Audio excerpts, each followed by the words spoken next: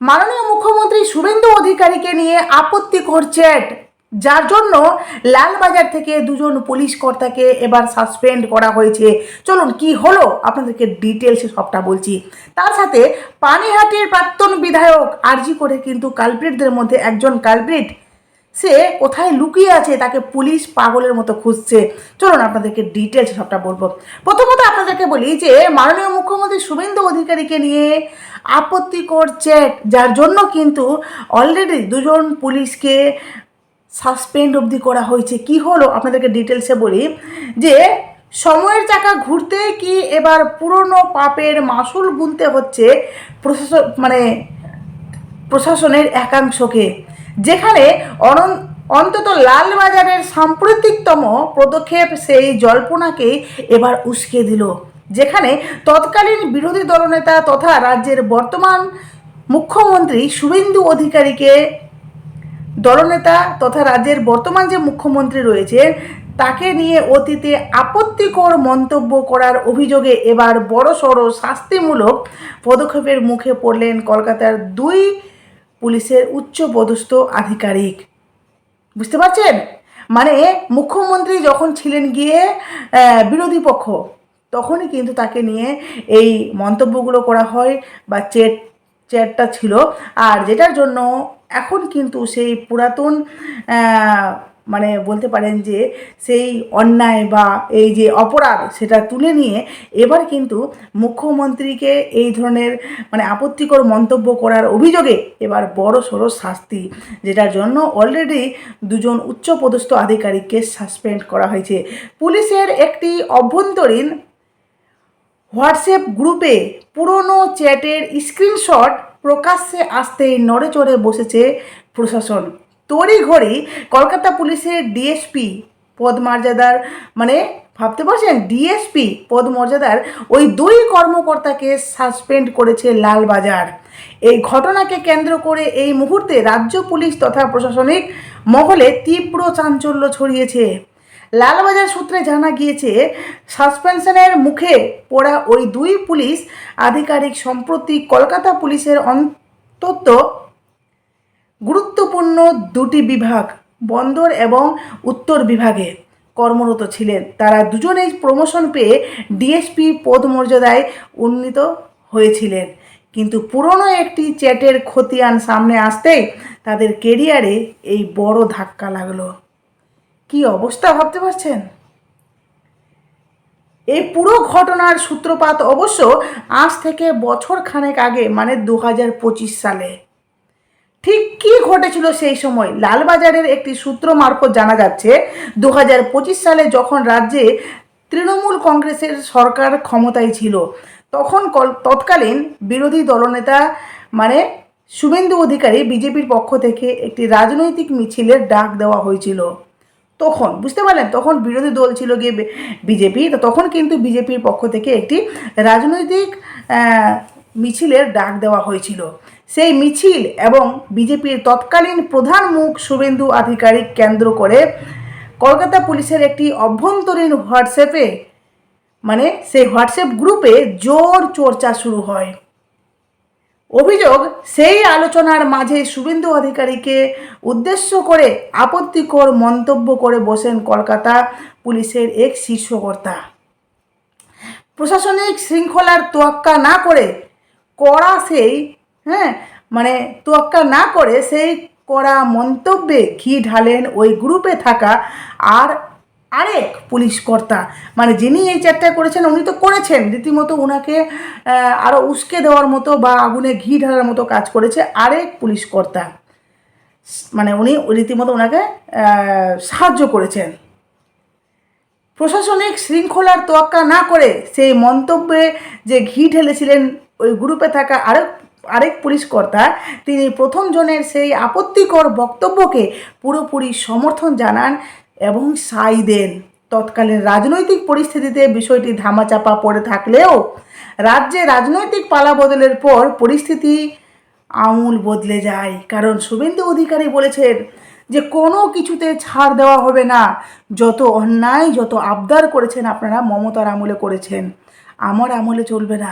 আমি শুভেন্দু অধিকারী, আমি মমতা ব্যানার্জি নয় যে আমি কাউকে দেখে ভয় করি না। তো বুঝতে পারছেন, সেই কবে করা মানে তাদের অন্যায় বা তাদের এই আপত্তিকর চ্যাট, যেটার জন্য শুভেন্দু অধিকারী এখন যে ক্ষমতায় এসেছেন, উনি সেই ব্যাপারটাকে এখন তুলেছেন, যার জন্য অলরেডি তাদের কিন্তু এত বড় পদে থাকা সত্ত্বেও তাদের সাসপেন্ড করা হয়েছে। যার জন্য বলছেন যে শুভেন্দু অধিকারী রাজ্যের প্রশাসনিক প্রধানের দায়িত্বে আসার পর স্বাভাবিকভাবে পুরনো অনেক ফাইল ও নথি নতুন করে খতিয়ে দেখা শুরু হয়।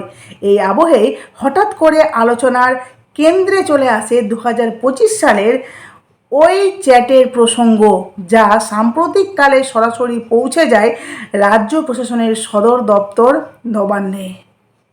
নবান্নের অলিন্দ থেকে সেই নির্দিষ্ট চ্যাটের স্ক্রিনশটও তথ্য প্রমাণ পাঠানো হয় লালবাজারের শীর্ষ মহলে। শৃঙ্খলা ভঙ্গ এবং রাজনৈতিক নিরপেক্ষতা লঙ্ঘনের দায়ে ওই কর্মকর্তাদের বিরুদ্ধে অবিলম্বে কঠোর ব্যবস্থা নেওয়ার সিদ্ধান্ত নেওয়া হয়। প্রশাসনিক স্তরে দ্রুত ফাইল নড়ার পর, মানে দ্রুত ফাইল যখন সামনে এসছে বা দ্রুত ফাইল নড়ার পর চলতি সপ্তাহেই লালবাজারের পক্ষ থেকে বন্দর এবং উত্তর বিভাগের ওই ডিএসপি পদমর্যাদার আধিকারিককে সাসপেন্ড করার নির্দেশিকা জারি করা হয়। বুঝতে পারলেন? যার জন্য বলি না, আপনারা দেখছেন এখন যে অনেক এমনি ঘটনা সামনে এসছে যেখানে তারা বিজেপিকে নিয়ে বা বলতে পারেন যে বর্তমান সরকারকে নিয়ে অনেকে কুমন্তব্য করে, অনেকে হেনাতেনা, মানে জাস্ট কোনো কিছুতে মুখ্যমন্ত্রী শুভেন্দু অধিকারী পরিষ্কার বলেছেন যে আমি কিন্তু কিছুতেই কোনো ব্যাপারকে টলারেন্স করব না। তো যার জন্য এই মানে এই দুজন পুলিশ কর্তাকে 2025-এ করা অন্যায়ে 2026-এ বর্তমান সরকার একদম তাদের প্রাপ্য শাস্তিটা দিয়ে দিয়েছে, মানে তাদের রীতিমতো তাদেরকে সাসপেন্ড করা হয়েছে। এবার দেখুন যে আপনারা জানেন যে আরজি করের সেই পানিহাটির প্রাক্তন বিধায়ক নির্মল ঘোষ আরজি করে খুব দায়িত্বপূর্ণভাবে সমস্ত কাজ বা তিলোত্তমার সৎকার বা তিলোত্তমার দাহ করেছিলেন বডি, তাই তো, মানে খুব গুরুত্বপূর্ণভাবে সমস্ত কাজ কিন্তু তিলোত্তমার সে কমপ্লিট করেছিল, যেখানে তিলোত্তমার মায়ের মুখে বলতে শোনা যায় যে তাকে উনি বলেন ওয়েল ডান বই, তাই যাই হোক।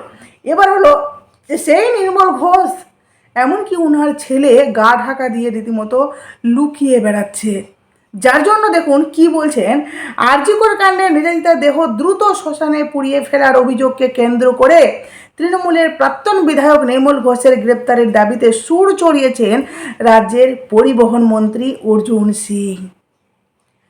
মানে আরজি করের এই যে ক্রাইম, এই যে ক্রিমিনাল, তাকে কিন্তু এবার রীতিমতো পরিবহন মন্ত্রী বলতে পারেন যে একদম হুমকি, এমনকি তার গ্রেপ্তারের জন্য দাবি করেছেন পরিবহন মন্ত্রী অর্জুন সিং।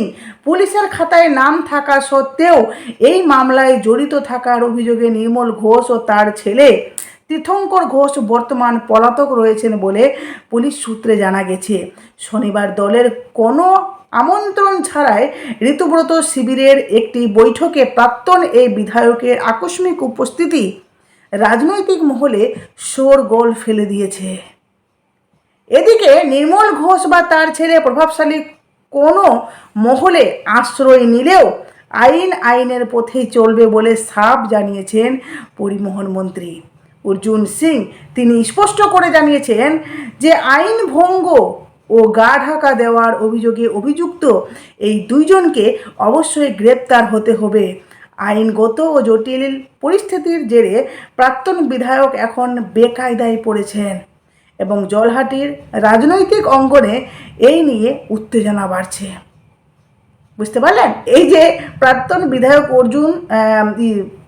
অর্জুন সিং পরিষ্কার বলেছেন যে পানিহাটির প্রাক্তন বিধায়ক নির্মল ঘোষ উনি যে অন্যায় করেছেন, যার জন্য বিশেষ করে আরজি কর ম্যাটারে যা করেছেন, উনি তিলোত্তমার দেহ তড়িঘড়ি করে সৎকার করেছেন, তো ওনাকে তো শাস্তি পেতেই হবে। আর পুলিশ রীতিমতো ওনাকে একদম হন্য হয়ে পাগলের মতো খুঁজছে, উনি রীতিমতো লুকিয়ে আছেন, গা ঢাকা দিয়ে বেরিয়েছেন। কোথায় আছে কে জানে, কিন্তু রীতিমতো ওনাকে খোঁজা হচ্ছে। যার জন্য এইটুকু আমরা বলতে পারি যে ছাড় তো কোনো মতোই দেওয়া হবে না, কোনো মতে ছাড় দেওয়া হবে না। যতই আপনারা লুকিয়ে বেড়ান না কেন, আপনাদেরকে প্রত্যেকটা ব্যাপারে বলি না যে আরজি কোরের যত সব ক্রিমিনাল আছে, আজ না হয় কাল, একটু সময় লাগবে, ধৈর্য ধরতে হবে, কিন্তু সবার শাস্তি হবে। অপরাধ করেছে, শাস্তি তাদেরকে পেতেই হবে। এদিকে দেখুন না, বিজেপি সমর্থক মহিলাকে গাছে বেঁধে বেধড়ক মারধর, ভাবা যায়? মানে শুধুমাত্র বিজেপি সমর্থক করছে বলে তাকে গাছে বেঁধে রীতিমতো বেধড়ক মারধর করা হয়, শ্লীলতাহানি, মাথা ন্যাড়া করে জিভ কেটে নেওয়ারও চেষ্টা সোনারপুরের তৃণমূল নেত্রী ফিরদৌস বেগমের দুর্বৃত্ত বাহিনীর বিরুদ্ধে। এত জঘন্য অপরাধ, বুঝতে পারছেন? এত জঘন্য চিন্তাভাবনা মানুষের কী করে হতে পারে? গ্রেপ্তার তারিফ উদ্দিন নামে এক দুষ্কৃতী। শুধুমাত্র উনি বিজেপি করেন বলে ওনাকে রীতিমতো এত টর্চার, এত তাকে মানে তার সাথে এত অমানবিক আচরণ করা হয়েছে। বলছেন দেখুন, যে রাজ্যে পালাবদলের পরেও তৃণমূলের দুর্বৃত্তদের সন্ত্রাস সামনে চলেই যাচ্ছে। সমানে ওনাদের সন্ত্রাস, মানে ওনারা যে নিজেদের মনমানি করছেন, করে যাচ্ছেন।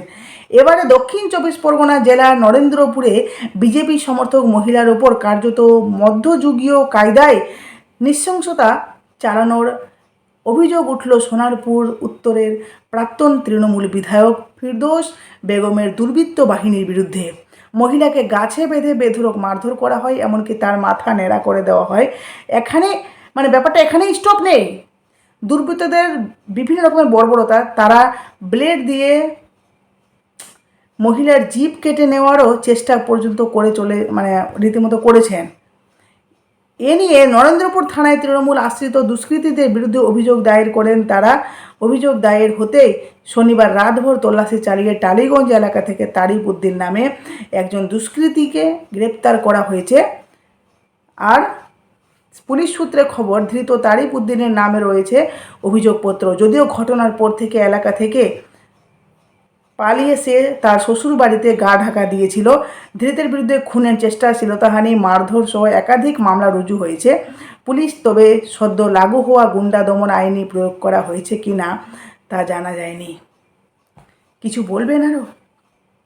মানুষ কতটা অমানবিক হয়েছে দেখছেন?